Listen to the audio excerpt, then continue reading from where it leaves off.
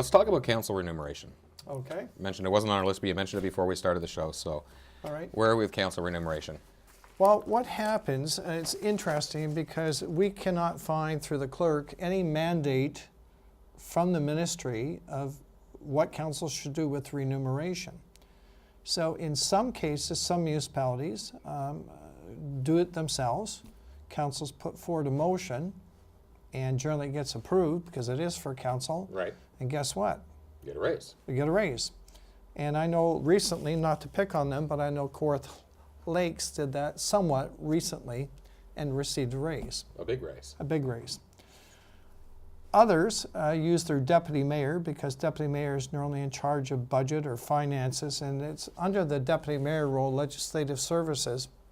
They work internally and they put a package together and present to council and then make the decision. I chose deliberately not to do that being a deputy mayor because I just feel it's wrong. Because raise or no raise, the answer is we're still using public money. So based on that, came up with a protocol that we would go to our advisory committees. They could select a member because they've already been vetted by our Cobourg Council. Right.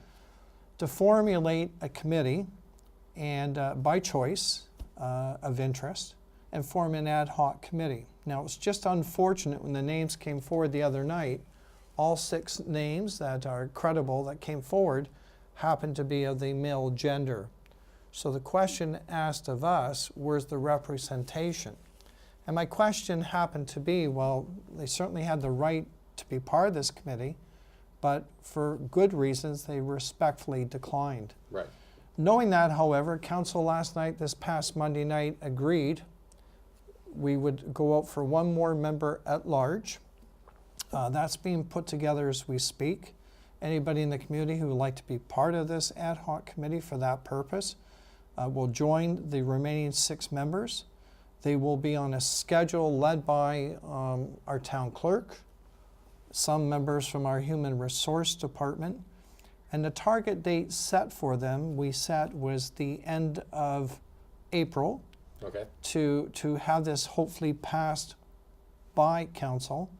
And the reason we set that kind of tight timeline, because as you well know with the upcoming elections on May 1st, a citizen can declare their candidacy for elections on May 1st.